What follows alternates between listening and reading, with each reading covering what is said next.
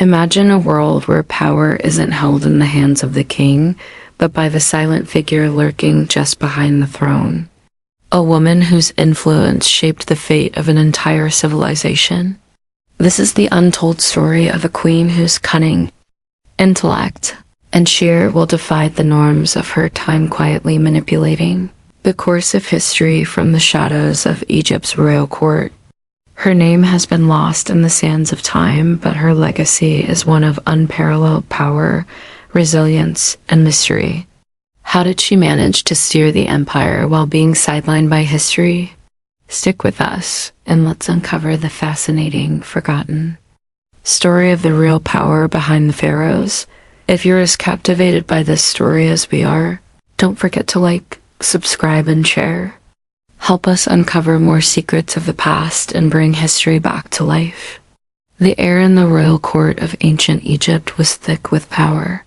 The pharaoh's palace, a towering structure of stone and gold, was a world unto itself, a place where the most brilliant minds and ambitious souls gathered to shape the fate of the empire. The pharaoh was the face of Egypt's might, its ruler and divine representative on earth. But behind the grand titles and impressive architecture lay a delicate web of politics, intrigue, and ambition. This was a society where power was traditionally passed down through the male line, but power was not always as visible as it seemed. The pharaoh was often surrounded by advisors, generals, priests, and, yes, women whose influence ran deeper than anyone could have imagined. But history rarely remembers these women, doesn't it? We think of Cleopatra or Nefertiti, perhaps, but there was one woman, a shadowy figure who stood in the background, quietly shaping decisions, guiding the pharaoh's hand, and wielding a power far greater than most of us realize. She wasn't the one in the throne, but she was the one pulling the strings. She knew the intricacies of court life, understood the power dynamics, and mastered the art of influence. A woman who, despite the limitations placed on her because of her gender, was able to become the real power behind the throne. A true mastermind, but what made her so powerful, and how did she manage to work in the shadows of the pharaoh's reign without ever stepping into the spotlight? That's the story we're about to unfold, a story that reveals just how intricate, complex, and fascinating the game of power in ancient Egypt really was. Before she became the shadow in the palace, she was simply a woman born into a world that never expected her to rise to power. Her origins were humble, though history often paints over the details, leaving us with only glimpses of her past. Born into a royal family, but not the first in line for the throne, she was destined to remain behind the scenes, watching others take the lead. But sometimes the most powerful forces in history emerge from the least expected places. And her early life was the foundation of everything that was to come. From a young age, she demonstrated a sharp mind and an innate understanding of people, skill that would later serve her well in the cutthroat environment of Egypt's royal court. She wasn't just a passive observer of the palace's grand spectacle. No, she learned how to read the room, how to gauge emotions, and understand the subtleties of power before anyone else did. Her role in the royal family was secondary, but she understood that influence was not always about what you had. It was about how you used it. Her upbringing was one of refinement, but it also taught her the importance of strategy and patience. She was raised to understand the intricacies of diplomacy, the importance of alliances, and the delicate balance of power. Her education, though formal, was likely a quiet preparation for the life she was about to step into. A life that would require more than beauty or birthright. It would require wit, wisdom, and the strength to make decisions that would alter the course of an empire. But how did this quiet, seemingly inconspicuous woman transition from royalty's periphery to the heart of its power? The answer lies in her remarkable ability to read the shifting tides of history. and her uncanny knack for seizing the moment when it mattered most. It wasn't enough to simply be born into royalty. The woman behind the throne needed to prove herself both to the pharaoh and to the court. And prove herself she did. The early years in Egypt's royal court were a game of alliances, subtle gestures, and calculated risks. While others might have fallen into the background, she quickly made her mark by understanding one fundamental truth. Power isn't always about taking it, it's about earning it, patiently and strategically. Her first step toward the throne wasn't a dramatic moment of overt action, but rather a series of calculated decisions. She became a trusted advisor, not through sheer force, but by offering wisdom and guidance that others simply didn't see. She wasn't just a figurehead in the palace. She was a quiet force, analyzing the political landscape and making moves that others would only realize far too late.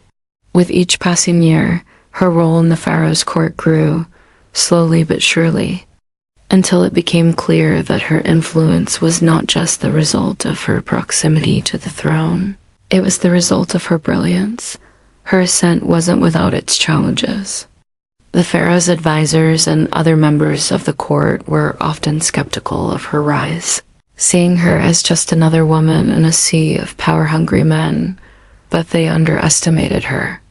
While they focused on traditional power structures, she focused on the things they missed, the intricate dynamics between people, the shifting tides of loyalty, and the way alliances were built and broken. She didn't need a throne to rule. She simply needed the pharaoh's ear, and she had it dot her rise. It wasn't about flashy displays of power. It was a quiet storm, a gathering of influence, piece by piece, until she became indispensable to the pharaoh. And once she did, there was no turning back. Sometimes the most powerful revolutions are the quietest. History tends to focus on the loud moments, the battles, the speeches, the overt moves, but what about the subtle, behind-the-scenes shifts that reshape an empire just as profoundly? This woman understood that true power didn't need to make noise. In fact, it thrived in silence. She knew how to pull the strings of the royal court without anyone realizing they were. Being cold. Her approach was masterful in its simplicity. She played the long game, always thinking ahead, and never letting the pharaoh's inner circle catch on to her true intentions. She didn't need to command armies or deliver grand speeches. She worked her magic through diplomacy, timing, and an innate understanding of human nature. Her ability to read the room, to understand the motivations of those around her, was unmatched. It wasn't about being the loudest voice in the room. It was about being the most calculated. She didn't just make decisions for the pharaoh.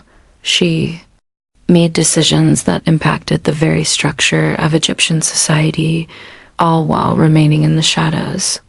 The alliances she forged with key figures in the court weren't just to secure her own position, they were strategic moves that reshaped the power dynamics of the entire kingdom. While others were busy vying for public approval or recognition, she quietly manipulated the court's inner workings, shifting power into her hands without ever making a sound. But how did she manage to do this so effectively? How did she navigate the complex world of Egyptian politics without ever drawing attention to herself? The answer lies in her ability to weave subtlety with power, transforming small actions into large, far-reaching consequences. And the most fascinating part? Number one suspected a thing. Behind every powerful figure in history, there are often intricate personal relationships, some that elevate and others that threaten. For this woman, relationships were both a tool and a challenge. As her influence grew within the pharaoh's court, so too did her entanglement with powerful men, both allies and rivals. But what may seem like mere romantic entanglements were, in fact, carefully calculated moves in a game of power and survival. Her relationships weren't about love in the traditional sense. They were about control, strategy, and often manipulation. She knew that in order to gain influence, she needed not only the pharaoh's trust, but also the trust of key figures in his inner circle. This meant forging connections, sometimes through love, sometimes through political necessity. Her love life became a delicate balance of affection and ambition, where even the most intimate moments were influenced by the larger game at play. Her most significant relationships were not simply with men of power, they were with men who could either raise her up or threaten to tear down everything she had built. Her rivals, especially, posed a constant challenge. They watched her rise with suspicion, and many sought to bring her down, threatened by her growing influence. Yet she always managed to outmaneuver them, using her charm, intellect, and the carefully cultivated web of relationships she had built. One of her greatest strengths was her ability to turn rivals into allies, or at the very least, neutralize them. When a rival would rise in opposition, she would weave them into her plans, making them think they were in control, when, in reality, they were simply playing into her hands. She understood the delicate art of using relationships to her advantage, and no matter how powerful her rivals became, they were always one step behind her. While many of the pharaoh's court made their moves in the public eye, hostile confrontations, loud debates, and the ever-present eye of the royal court, this woman understood that true political genius happens behind closed doors. Here in the shadows was where the real decisions were made. And it was in these quiet moments that she thrived. Her genius lay in the art of persuasion. It wasn't enough to be in the right place at the right time. She had to make others believe that their ideas were her ideas. She didn't just influence the pharaoh. She influenced the very structure of his government. Through private conversations, quiet meetings, and whispered discussions in the palace corridors, she began to reshape the policies of Egypt. She didn't demand power. She earned it with every conversation, every subtle suggestion that turned into a strategic move. What made her a political mastermind wasn't just her ability to manipulate her allies and rivals, but her deep understanding of human nature. She knew how to read a person, understand their weaknesses, and use them to her advantage without them even realizing it. She knew when to push, when to retreat, and when to wait patiently for the right moment. These weren't just political moves, they were psychological ones. She understood how to play on emotions, loyalties, and fears, and in doing so, she built an empire within an empire. Her true genius wasn't in brute force or grand gestures, it was in the quiet, almost invisible actions that gradually eroded the traditional power structures of Egypt. And the more she worked behind the scenes, the stronger her hold on the throne became, until it was no longer just a shadow behind the pharaoh. It was the quiet force that kept the throne standing. As the pharaoh's reign began to falter, the kingdom trembled. A ruler who had once been invincible was now showing cracks in his armor, weaknesses that couldn't be ignored. His health was failing, his decision-making was increasingly erratic, and the court was beginning to question his ability to lead. The very foundations of Egypt's power were at risk. This was the moment she had been waiting for. With the pharaoh no longer at his prime, the woman who had quietly shaped his decisions was now stepping into the light. The power vacuum created by his decline didn't just present a challenge, it presented an opportunity. She had spent years building a network of loyal supporters, positioning herself as the indispensable advisor, and now she was ready to take control. But instead of a bold public grab for power, she moved with the same subtlety that had defined her rise. Behind closed doors, she began to influence the pharaoh's most important decisions, steering him in the direction she knew was best for Egypt. And when the pharaoh could no longer maintain his grip on the throne, she was ready to step in, if only in the background. For now, her influence over Egypt's future grew stronger every day. She had the knowledge, the support, and the understanding of how the kingdom's inner workings operated. The time for quiet manipulation was over. It was now her moment to wield power more openly. And yet, even as she began to step forward, she remained as careful and strategic as ever, knowing that in the world of ancient Egypt, even the smallest misstep could lead to disaster. Would she now rise to rule in her own right? Or would she continue to pull the strings from behind the throne? One thing was certain. The future of Egypt would be shaped by her hand. As the years passed, the true extent of her influence on Egypt became undeniable. Though she never sought the title of pharaoh herself, her fingerprints were on every major decision, every shift in policy, every battle fought, and every treaty signed. Her influence reached beyond the pharaoh's reign and began to shape the very direction of Egypt itself. Her legacy was not one of grand public spectacles or lavish displays of power. It was instead the quiet but uncheckable transformation of an empire's inner workings. She transformed Egypt's political landscape by redefining what it meant to hold power.